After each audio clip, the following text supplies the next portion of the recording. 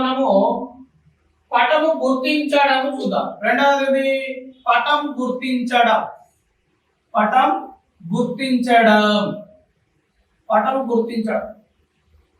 గుర్తించడం అంటే పటములో పట్టణాలు, పట్టణాలు, ప్రాంతాలు, ప్రాంతాలు, నగరాలు, నదులు, నదులు, అడవులు, అడవులు, ఆవాసాలు, ఆవాసాలు, ఎడారులు, ఎడారులు, ఇలాంటి అంశాలను మనము ప్రదేశంలో అంటే నిర్దిష్టమైన ప్రదేశంలో లేదా ఎక్కడైతే మనము ఎంచుకున్న ప్రాంతం ఉంటుందో ఆ పటంలో దాకా గుర్తించడానికి మనం ఏమంటాము?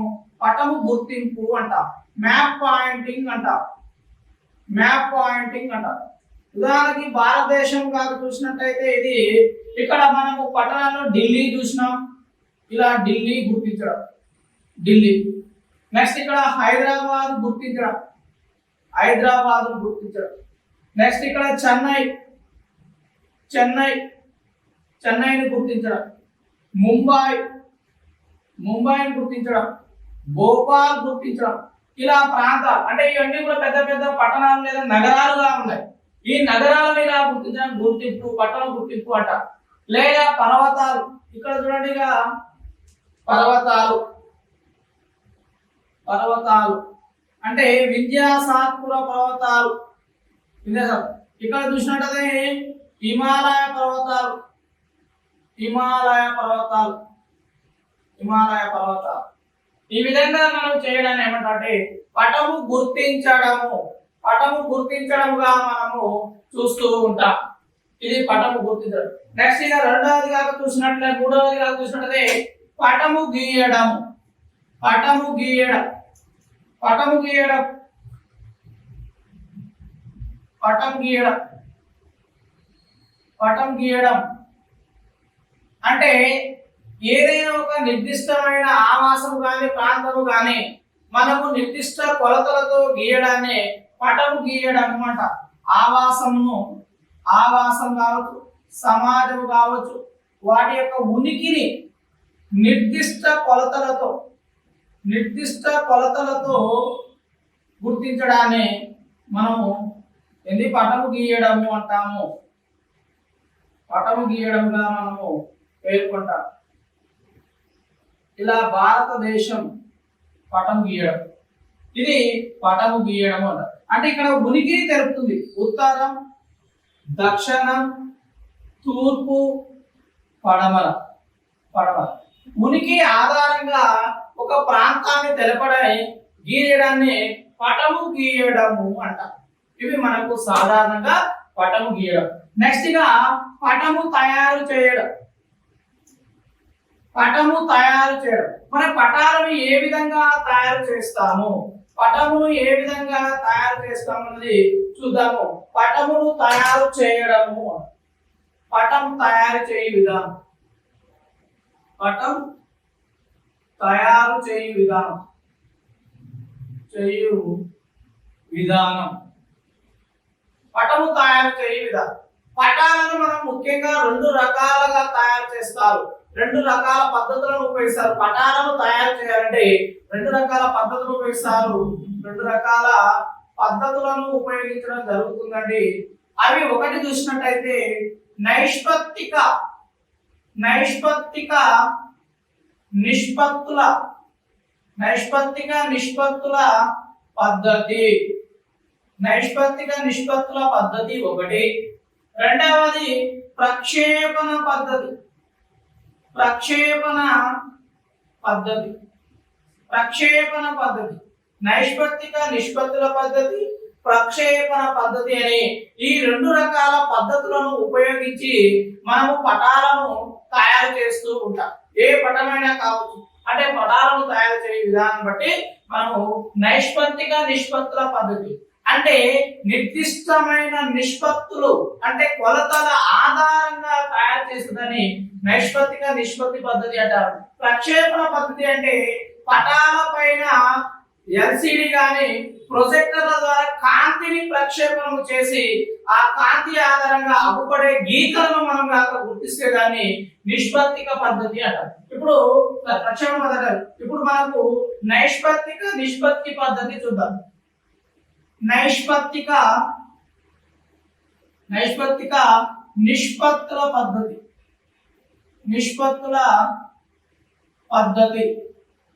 నైష్పత్తిక నిష్పత్తుల పద్ధతి చూడండి. నైష్పత్తిక నిష్పత్తుల పద్ధతి అంటే ఇది చాలా క్లిష్టమైన పద్ధతి.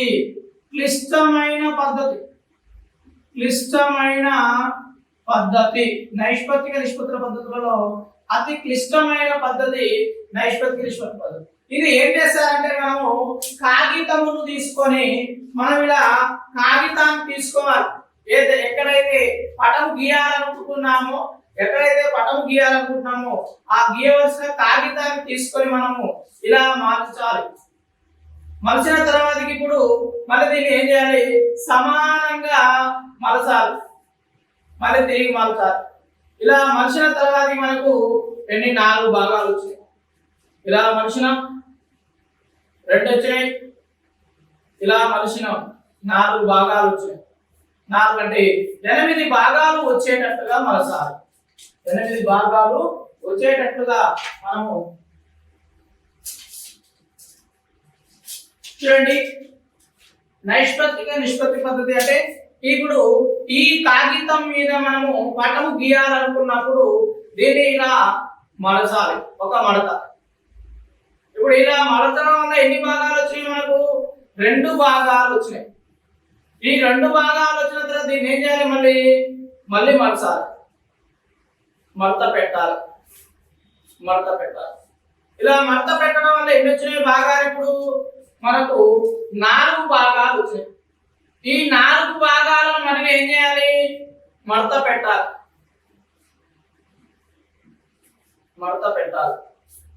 ఇప్పుడు ఎన్ని వచ్చినాయి? 8 భాగాలు వచ్చినాయి. 8 భాగాలు వచ్చినాయి. ఇలా 8 భాగాలు వచ్చేటట్టుగా పేపర్ను మడత పెట్టాలి. మడత పెట్టిన తర్వాతకి ఈ కాగితము పైన మనం ఈ గీతల పైన ఏం చేయాలంటే గీతలని మడతల్లో ఉన్న పైన గీతలను గీయాలి. ఇట్లా పెన్సిల్ తోటి మనం గీతలను గీయాలి. ఇలా గీతలు గీసినాం. ఇలా గీతలు గీసిన తర్వాతకి ఏం చేయాలంటే మనం ఏ పటానైతే గీయాలనుకుంటున్నామో దానికి సంబంధించిన అంశాలను చుక్కల రూపంలో మనము కొలతలను తీసుకొని మనం ఇలా చేస్తూ ఉండాలి. ఇలా గీస్తూ ఉండాలి.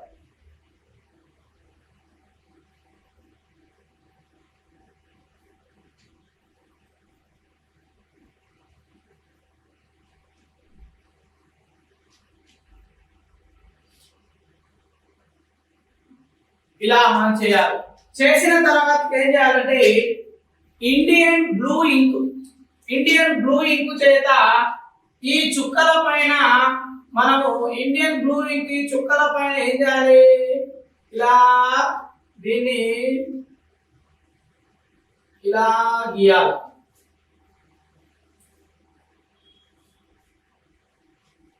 ఇది పటం. ఇలా పటం వచ్చింది. ఇలా పటం వచ్చినాక ఈ లైన్స్ అన్నింటినీ కూడా మనము తూర్పు వేయాలి. ఫర్ ఎగ్జాంపుల్ గా చూసినట్లయితే మనం చూడండి, ఇక్కడ ఇది పేపర్ అనుకుందాము. ఇది పేపర్ 2 భాగాలు వచ్చినాయి. తర్వాతకి 4 భాగాలు వచ్చినాయి. తర్వాతకి దీంట్లో 8 భాగాలు వచ్చినాయి. ఎన్ని భాగాలు ఉన్నాయి? 8 భాగాలుగా పేపర్ మడత పెట్టాలి. మడత పెట్టిన తర్వాత ఏం చేయాలి? ఎక్కడైతే కొలతల ప్రకారం తీసుకుంటున్నామో ఆ కొలతల ప్రకారం ఇలా మనము తీసుకోవాలి.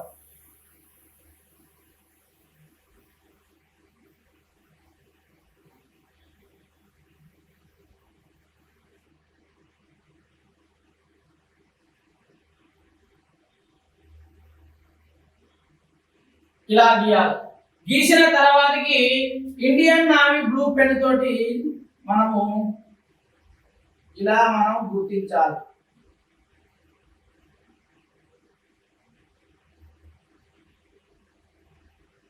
ఇలా కలపాలి. కలిపిన తర్వాత ఏం చేయాలి? పెన్సిల్ బ్లాక్ గుర్తులను మొత్తం కూడా మనము తూర్పి వేయాలి. ఇలా ఉన్న గుర్తులను మనము తూర్పి వేయాలి. తూర్పి వేయాలి.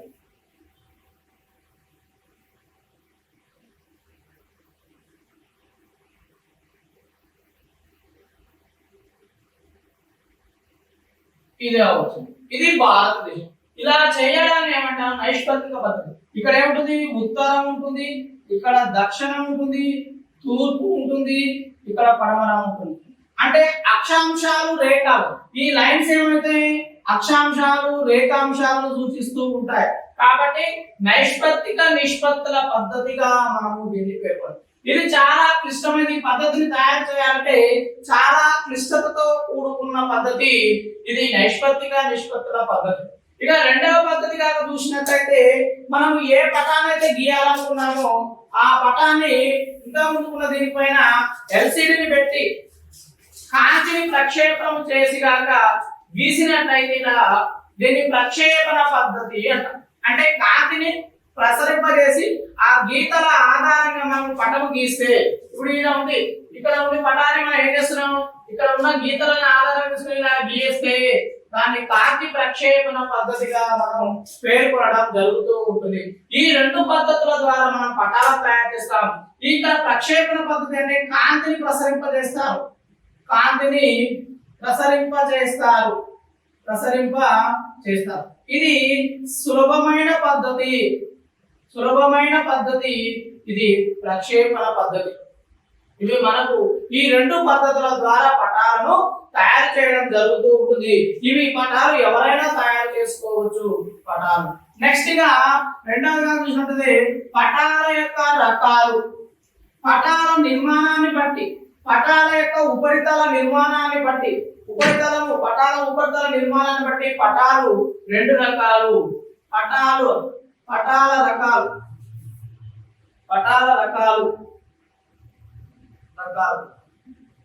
చూడండి. పటాలనే కాదు చూసినట్లయితే ఉపరితలం ఆధారంగా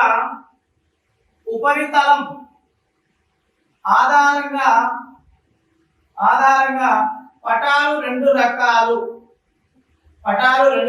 ఉంటాయి. అంటే పటాల యొక్క ఉపరితలంపై ఆధారం చేసుకుని పటాలు రెండు రకాలు ఉంటాయి.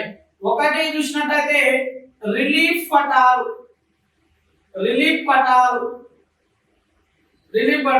వీటిని త్రిమితీయ పటాలు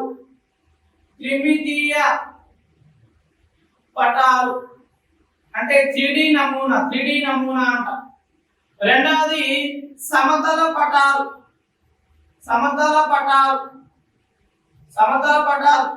వీటిని ద్విమితీయ పటాలు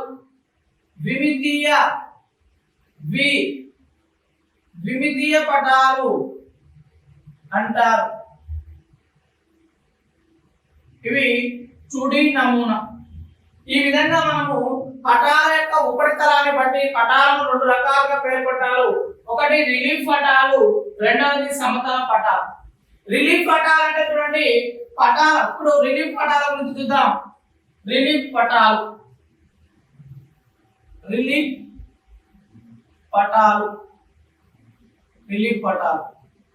3D నమూనాను కలిపే. చూడండి రిలీఫ్ పటాల దాకా చూసినట్టయితే ఇవి 3D నమూనాను కలిగి ఉంటాయి.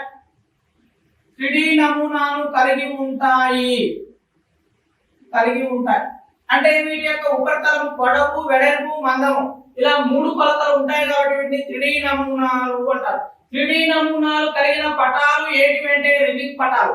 పటాలు ఏ నమూనాను కలిగి ఉంటాయంటే 2D నమూనా. కానీ 3D నమూనాను కలిగి ఉండే పటాలు ఏంటి అంటే రిలీఫ్ పటాలు ఒకటి మాత్రమే 3D నమూనాను కలిగి ఉంటాయి. మరి ఈ పటాలను అందులకు బోధించడానికి ఉపయోగపడతాయి. అంటే గుడ్డి వారికి బోధించడానికి ఉపయోగపడతాయి. ఇవి స్పర్శ సంబంధమైనవి, స్పర్శ సంబంధమైన అంశాలకు సంబంధించినవి. అంటే టచ్ చేయడం ద్వారా స్పర్శ సంబంధమైన అంశాలకు సంబంధించినవి. స్పర్శానుభూతిని కలగజేసే పటాలు రిలీఫ్ పటాలు. మరి వీటి యొక్క ఉపరితలం ఎలా ఉంటుందంటే, ఉపరితలం ఎగుడు దిగుడు అంటే ఎత్తు పల్లాలుగా ఉంటుంది ఈ రిలీఫ్ పటాలు. అంటే ఎత్తు పల్లాలుగా, ఇది పటం అనుకున్నట్టయితే దాని ఉపరితలం ఇట్లా ఎత్తు పల్లాలతో ఉంటుంది. ఇది రిలీఫ్ పటాలు. మనకు సాధారణంగా వివిధ రకాల వస్తువులు ఈఎన్టీ హాస్పిటల్లో ముక్కు, గొంతు, చెవులకు సంబంధించిన బొమ్మలు ఎత్తు పల్లాలుగా ఉంటాయి. లేదా మనము మొబైల్ కొన్నప్పుడు కానీ, టీవీ కొన్నప్పుడు కానీ థర్మోకోల్ అనేది వివిధ బాగా ఎత్తు పల్లాలతో ఇలా ఉంటుంది. కాబట్టి దాన్ని ఎత్తు పల్లాలతో కూడి ఉంటాయి. ఇవి రిలీఫ్ చాలా ఇంపార్టెంట్ అనే క్వశ్చన్. రిలీఫ్ పటాలు ఏ నమూనాను కలిగి ఉంటాయంటే 3D నమూనాను కలిగి ఉంటాయి. సాధారణంగా పటాలని ఏ నమూనాను కలిగి ఉంటాయంటే 2D నమూనాను కలిగి ఉంటాయని మనం చెప్పాలి. మరి రిలీఫ్ పటాలు ఎవరికి ఉపయోగపడతాయంటే అందులోకి బోధించడానికి, గుడ్డివారికి బోధించడానికి ఉపయోగపడే పటాలు రిలీఫ్ పటాలుగా మనం చెప్పవచ్చు. ఇవి మరి రిలీఫ్ పటాలు ఏం చేస్తాయి? స్పర్శానుభూతిని కలిగి ఉంటాయి. ఇవి మరి రిలీఫ్ పటాలు ఎలా ఉంటాయంటే వాటి ఉపరితలం ఎగుడు దిగుడుగా అంటే ఎత్తు పల్లాలుగా ఉంటాయి. ఇవి మనకు రిలీఫ్ పటాలు చాలా ఇంపార్టెంట్ అండి. దీని మీద ఎక్కువ సార్లు ప్రశ్న అడగడం జరిగింది.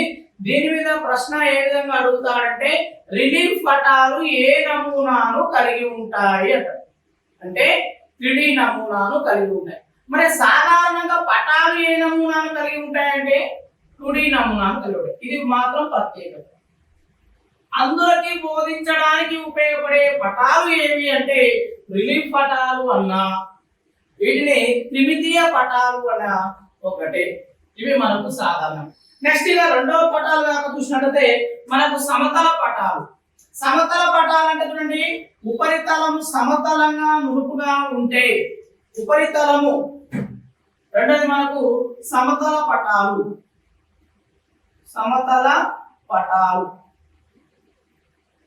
ఈ ఉపరితలం అనేది స్మూత్ గా నునుపుగా ఉంటే, ఎలాంటి ఎత్తు పల్లాలు లేకుండా ఉంటే ఈ పటాలను సమతల పటాలు అంటారు.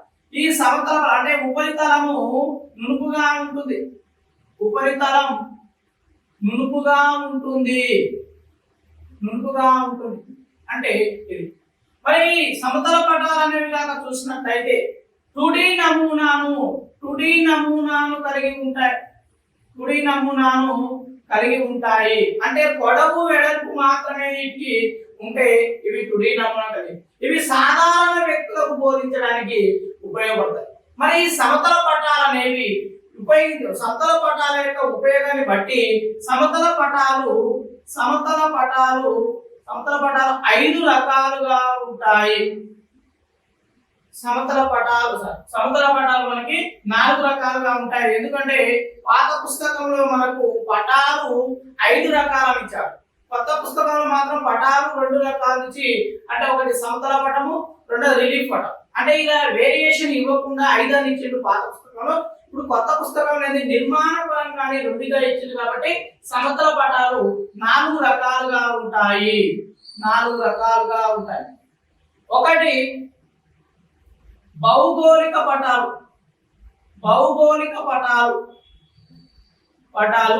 2 రాజకీయ పటాలు.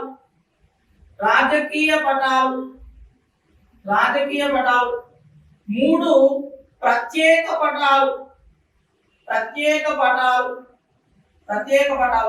4 ఆవరణ రేఖ లేదా శ్వేత లేదా ఖాళీ పటాలు.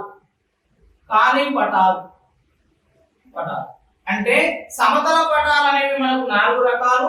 భౌగోళిక పటాలు, తర్వాతకి రాజకీయ పటాలు, ప్రత్యేక పటాలు, ఆవరణ రేఖ పటాలు అని ఇలా మనకు 4 రకాల పటాలు ఉన్నాయి.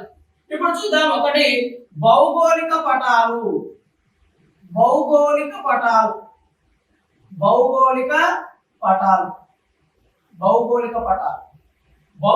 పటాలు అంటే చూడండి, భౌగోళిక అంశాలను తెలపడానికి ఉపయోగపడేవి. భౌగోళిక అంశాలను తెలియజేస్తూ ఉంటాయి. భౌగోళిక అంశాలను తెలియజేస్తాయి. భౌగోళిక అంశాలు ఏముంటాయి? భౌగోళిక అంశాలుగా చూసినట్టయితే పర్వతాలు, నదులు, అడవులు, లోయలు, తర్వాతకి సముద్రాలు, పంట పొలాలు, ఆవాసాలు, ఇవన్నీ కూడా భౌగోళిక అంశాలకు సంబంధించినవి. అంటే భౌగోళిక పరిస్థితులకు సంబంధించిన అంశాలను తెలిపే పటాలను భౌగోళిక పటాలుగా మనము పిలవడం జరుగుతుంది. ఇవి భౌగోళిక పటాలు. మరి నెక్స్ట్ ఈ భౌగోళిక పటాలు ఏమిటి ఉపయోగపడతాయంటే, మనకు సాధారణంగా చూసినట్లయితే వివిధ దేశాల యొక్క సరిహద్దులను కూడా తెలియజేయడానికి ఉపయోగపడే పటాలు భౌగోళిక పటాలు. దేశాల సరిహద్దులను తెలియజేస్తాయి. దేశాల సరిహద్దులను తెలియజేసేవి భౌగోళిక పటాలుగా మనం చెప్పవచ్చు. నెక్స్ట్ ఇక రెండవ పటం దాకా చూసినట్టయితే మనకు రాజకీయ పటాలు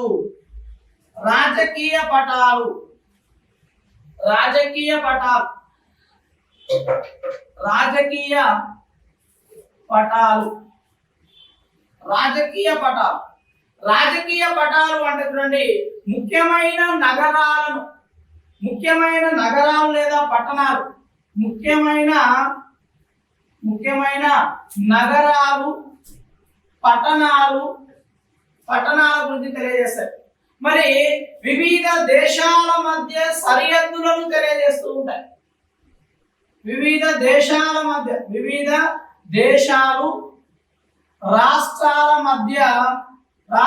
మధ్య సరిహద్దులను తెలియజేస్తూ ఉంటాయి రాజకీయ పటాలు.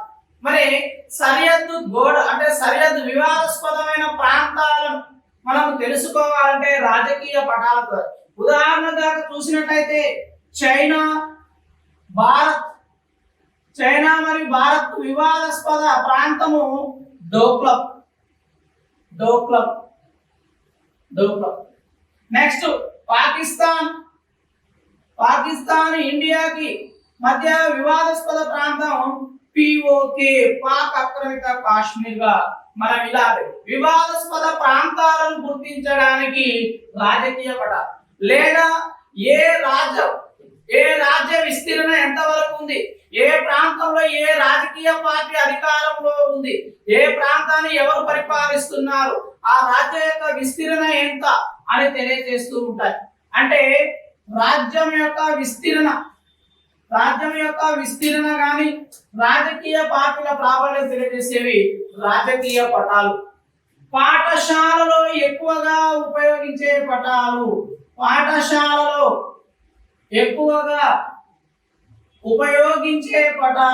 చూడండి, చాలా ఇంపార్టెంట్. వివాదాస్పద ప్రాంతాలు అన్న రాజకీయ పటాలు. పాఠశాలలో ఎక్కువగా ఉపయోగించే పటాలు ఏ పటాలు అంటే రాజకీయ పటాలు. వివాదాస్పద ప్రాంతాలను తెలుసుకోవడానికి ఉపయోగించే పటాలు రాజకీయ పటాలుగా మనం చెప్పవచ్చు. నెక్స్ట్ రాజ్యం యొక్క విస్తీర్ణంలో తెలుసుకోవాలంటే రాజకీయ పటాలు. లేదా ఏ రాష్ట్రంలో ఏ ప్రభుత్వాలు ఉన్నాయని తెలియజేస్తున్న రాజకీయ పటాలు తెలియజేయవచ్చు. భారతదేశం అనగానే కమలం పువ్వు గుర్తు ఉంటుంది, ఆంధ్రప్రదేశ్ అనగానే ఫ్యాన్ గుర్తు ఉంటుంది, ఢిల్లీ అనగానే పలక గుర్తు ఉంటుంది, ఆ తెలంగాణ అనగానే కారు గుర్తు ఉంటుంది. ఇలా ఒక్కొక్క రాష్ట్రంలో ఒక్కొక్క అధికార పార్టీ ఉంది అని చెప్పడానికి ఈ రాజకీయ పార్టీలు తెలియజేస్తాయి. ఇవి రాజకీయ పార్టీ పటాలుగా మనం చెప్పవచ్చు. నెక్స్ట్ గా మూడవదిగా చూసినట్లయితే ప్రత్యేకమైన పటాలు. మూడవది ప్రత్యేకమైన పటాలు.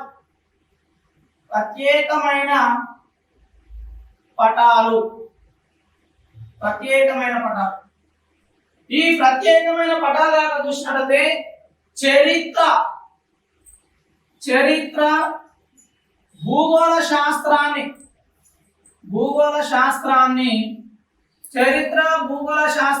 బోధించుటకు ఉపయోగపడతాయి. చరిత్ర భూగోళ శాస్త్రాన్ని బోధించడానికి ఉపయోగపడే పటాలు ప్రత్యేకమైన పటాలు. మరి ఈ ప్రత్యేకమైన పటాలు ఏమిటికి ఉపయోగపడతాయంటే ప్రత్యేకమైన ఖనిజ నిక్షేపాలు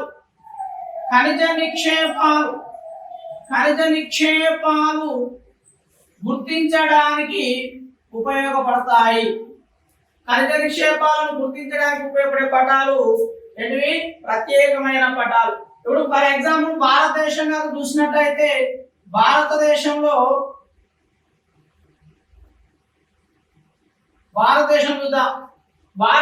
కాక చూసినట్లయితే మనకు ఎక్కువగా ఏంటి వజ్రాలు రాయలసీమలో దొరుకుతాయి. కర్నూలు. యురేనియం కడప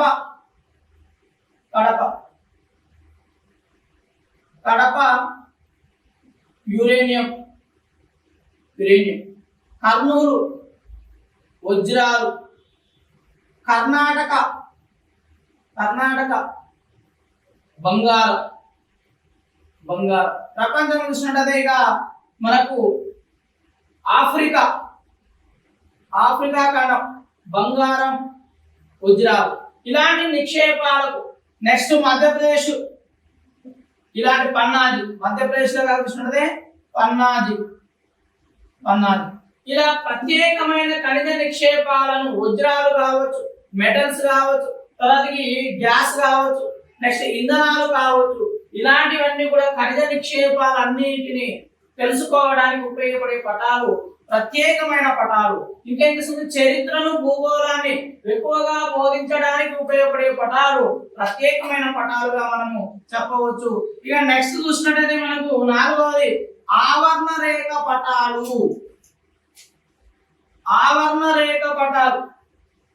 నాలుగవ పటం కాక చూసినట్టయితే ఆవర్ణ రేఖ పటాలు.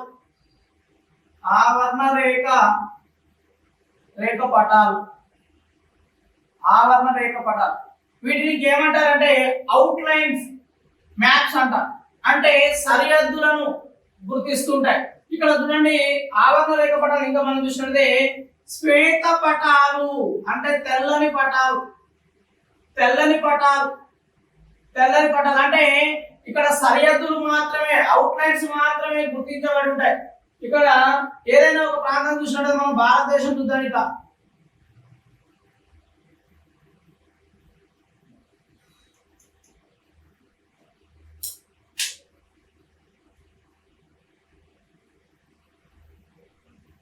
ఇలా అవుట్ లైన్ మాత్రమే గుర్తించి ఉంటాయి. ఇందులో మనకు నచ్చిన విధంగా మనం గుర్తించుకోవచ్చు. తెల్లగా ఉంటాయి, ఎంటీగా ఉంటాయి కాబట్టి శ్వేత పటాలు అంట. నెక్స్ట్ ఇంకా ఎలాంటివి అంశాలు గుర్తించకుండా ఖాళీగా ఉంటాయి కాబట్టి వీటిని ఖాళీ పటాలు అన్నా, శ్వేత పటాలు అన్నా, ఆవర్ణ రేఖ పటాలు అన్నా ఒకటే. అంటే ఇక్కడ పటంలో చూసిన అవుట్ లైన్స్ మాత్రమే గుర్తించి ఉంటాయి కాబట్టి ఆవర్ణ రేఖ పటాలు. తర్వాత తెల్లగా ఉంటాయి కాబట్టి తెల్లని పటాలు. తర్వాత ఇందులో ఖాళీగా ఉంటాయి, ఏదైనా మనం నింపుకోవచ్చు కాబట్టి దీన్ని ఖాళీ పటాలు అంటారు. మరి ఈ పటాలను మనం చూసినట్లయితే పాఠశాలలో విద్యార్థులలో నైపుణ్యాలు పెంపొందించబడతాయి.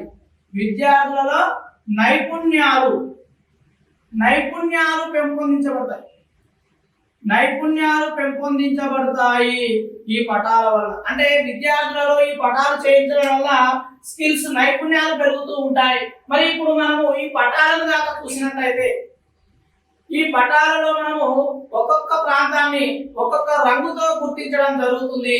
ఇక్కడ మనకు పటాలు చూద్దాము. రంగుల చోటు నింపుతూ ఉంటాము. సాధారణంగా వివిధ అంశాలను వివిధ రకాల రంగులతో గుర్తిస్తుంటాము.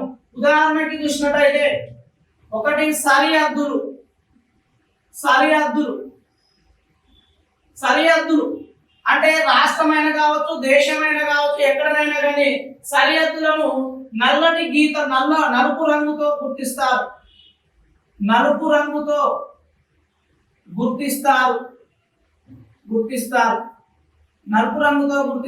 నల్లటి బార్డర్ ఉంటుంది. అలా నలుపు రంగుతో ఉంటే దాని యొక్క సరిహద్దుగా మనం చూపించవచ్చు, బార్డర్స్. నెక్స్ట్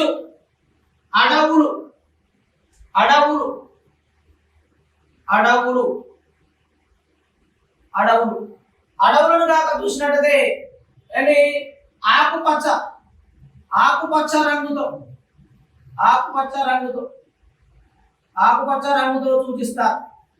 అడవులు ఉన్నట్లయితే అక్కడ గ్రీన్ ఆకుపచ్చ రంగుతో సూచిస్తారు. నెక్స్ట్ మైదానాలు మైదానాలు మైదానాలు లేదా వీటిని పంట పొలాలు వీటిని చూసినట్లయితే లేత ఆకుపచ్చ రంగుతో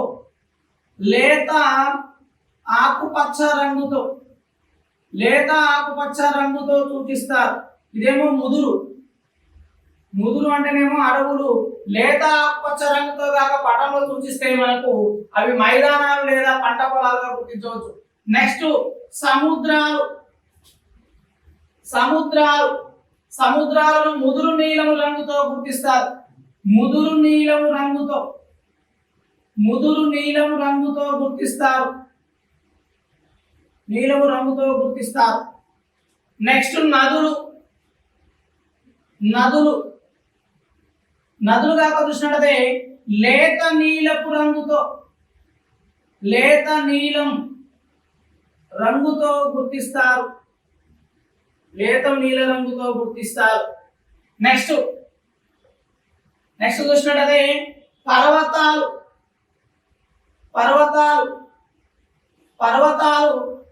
జేగురు రంగుతో సూచిస్తారు.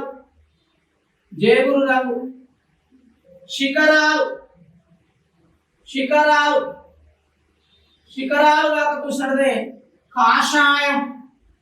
కాషాయం రంగుతో సూచిస్తారు. నెక్స్ట్ ఎడారులు లేదా నిస్సారమైన భూములు, చౌడు భూములు అంట. నిస్సారమైన భూములు పసుపు రంగుతో సూచిస్తాం. ఈ విధంగా పటంలో ఒక్కొక్క రంగుతో ఒక్కొక్క అంశాన్ని సూచిస్తారు. ఇలా సూచించడం వలన విద్యార్థులలో నైపుణ్యాలు పెంపొందించబడుతుంటాయి. కాబట్టి మనకు ఆవర్త రేఖ పటాలు సరిహద్దులను నలుపు రంగుతో, అడవులు ముదురు ఆకుపచ్చ రంగుతో, తర్వాతకి మైదానాలు పంట పొలాలు లేత ఆకుపచ్చ రంగుతో, సముద్రాలు ముదురు నీలము రంగుతో, నదులు లేత నీలము రంగుతో, పర్వతాలు జేగురు రంగుతో, శిఖరాలు కాషాయంతో. అంటే చిన్న చిన్న గుట్టలు అనేవి ఇలా ఉండి పర్వతం ఎత్తు పెరుగుతున్న కొద్దీ కాషాయం అంటే జేగురు నుండి కాషాయము పెరుగుతుంది, కాషాయం తీవ్రత పెరుగుతుంది. ఈ విధంగా మనకి పర్వతాలు పెరుగుతున్నాయి కాబట్టి కాషాయం తీవ్రత పెరుగుతుంది. అంటే ఎవరెస్ట్ హిమాలయ పర్వతాలు నుండి ఎవరెస్ట్ శిఖరానికి పోతున్నప్పుడు దాని యొక్క తీవ్రత జేగురు రంగు నుండి కాషాయం రంగు వైపు పెరుగుతూ ఉంటుంది. కాషాయం రంగు పెరుగుతుందంటే పర్వతాలు అనేవి శిఖరాలుగా మాకు ఎత్తు పెరుగుతున్నట్టుగా మనం చెప్పవచ్చు. అంటే ఎడారులు నిస్సారమైన భూములను పసుపు రంగులో సూచిస్తుంటాం. ఇక్కడ ఈ విధంగా ఒక్కొక్క అంశాన్ని ఒక్కొక్క రంగుతో సూచించడం వలన విద్యార్థులలో నైపుణ్యాలు స్కిల్స్ పెరుగుతుంటాయి. కాబట్టి చాలా ఇంపార్టెంట్ అండి. ఈ రంగులు అడుగుతూ ఉంటారు. అడవులను దేనితో సూచిస్తారు, నదులను దేనితో సూచిస్తారు, పంట పొలాలు దేనితో సూచిస్తారు, కాషాయం దేనితో సూచిస్తారు, జేగురు రంగు దేనితో సూచిస్తారు అని ఇలా ఒక్కొక్క అంశం గురించి అడుగుతారు. సరిహద్దులను గుర్తించడానికి ఏ రంగు అంటారు. దీనివల్ల లేదా విద్యార్థులను నైపుణ్యాలు పెంపొందించడానికి ఉపయోగపడే పటాలు ఏంటివంటే ఆవరణ రేఖ పటాలు. ఈ విధంగా చాలా ఇంపార్టెంట్ అండి ఈ ఆవరణ రేఖ. చూడండి, భౌగోళిక అంశాలను తెలియజేసేది భౌగోళిక పటాలు. తర్వాత రాజకీయ పటాలు, పాఠశాలలో ఎక్కువగా ఉపయోగించే పటాలు రాజకీయ పటాలు. తర్వాతకి భూగోళము చరిత్రను బోధించడానికి ఉపయోగపడే పటాలు ప్రత్యేక పటాలు. నెక్స్ట్ ఖనిజ లవణాలను తెలుసుకోవాలంటే ప్రత్యేక పటాలు. వివాదాస్పదమైన ప్రాంతాలను తెలుసుకోవాలంటే రాజకీయ పటాలు. తర్వాతకి నైపుణ్యాలు పెంపొందించేవి ఆవరణ రేఖ పటాలు. ఇవి మనకు పటాల గురించి చూసాం. ఇప్పుడు మరి పటాల యొక్క ఉపయోగాలు కాక చూసినట్టయితే ఉపయోగాలు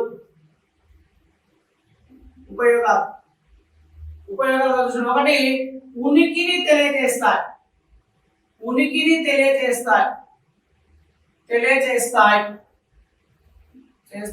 నెక్స్ట్ ప్రదేశం యొక్క దూరాన్ని తెలియజేస్తాయి. దూరం దూరమును తెలియజేస్తాయి. నెక్స్ట్ ప్రదేశం యొక్క ప్రత్యేకతను తెలియజేస్తాయి. ప్రత్యేకతను తెలియజేస్తాయి. నెక్స్ట్ ప్రదేశం యొక్క దిక్కులను తెలుసుకో. దిక్కును సూచిస్తాయి. దిక్కును సూచిస్తాయి అంటే అది ఎటువైపు ఉంది అంటే అక్షాంశాల ఉందా, రేఖాంశాల ఉందా, ఉత్తరం వైపు ఉందా, దక్షిణం వైపు ఉందా, అది దాని యొక్క వైశాల్యం ఏంది, దాని యొక్క పరిమాణం ఏంది, ప్రత్యేకత ఏంటి అని ఇలా తెలుస్తూ ఉంటాయి పటాల వలన. పటము ఇవి మనకు. అయితే పటాలు లేకుండా మనం ఏమి చేయలేం. అందుకే చూడండి పటాల పైన ఇద్దరు శాస్త్రవేత్తలు తమ అభిప్రాయాలను తెలియజేశారు. ఇద్దరు శాస్త్రవేత్తల అభిప్రాయం. ఒకడు రుడార్డ్ క్లిప్పింగ్ అనే శాస్త్రవేత్త. క్లిప్పింగ్ శాస్త్రవేత్త ఏమన్నాడంటే ఏదైనా చర్చలో పాల్గొనాలంటే అంటే మేధా సంబంధమైన చర్చలు లేదా ఏదైనా ఒక చర్చలో పాల్గొనాలంటే పట నైపుణ్యం పైన అవగాహన ఉండాలి. చర్చలో పాల్గొనాలంటే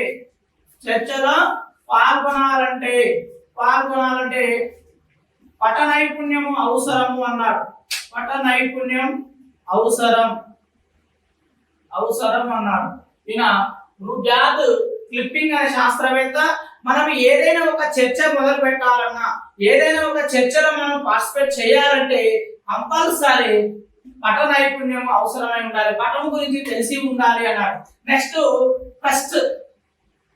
ఫస్ట్ అనే శాస్త్రవేత్త ఏం చెప్పాడంటే ప్రపంచంలో ఏ మూలన ఏమి జరిగినా అది ఏదో ఒక భౌగోళిక అంశంతో ముడిపడి ఉంటుంది. ప్రపంచంలో ఏ మూలన ఏమి జరిగినా అది భౌగోళికంగా ఏదో ఒక భౌగోళిక అంశంతో ముడిపడి ఉంటుంది. కాబట్టి పటాల యొక్క అవగాహన చాలా అవసరము అన్నాడు. అందుకనే సాంఘిక శాస్త్రంలో అత్యధిక ఉత్తమమైన బోధన వనరులుగా ఉపయోగపడతాయి పటాలు. నెక్స్ట్ మనకు పటం అయిపోయింది. ఫోటోలు, చిత్రాల గురించి చూద్దాం.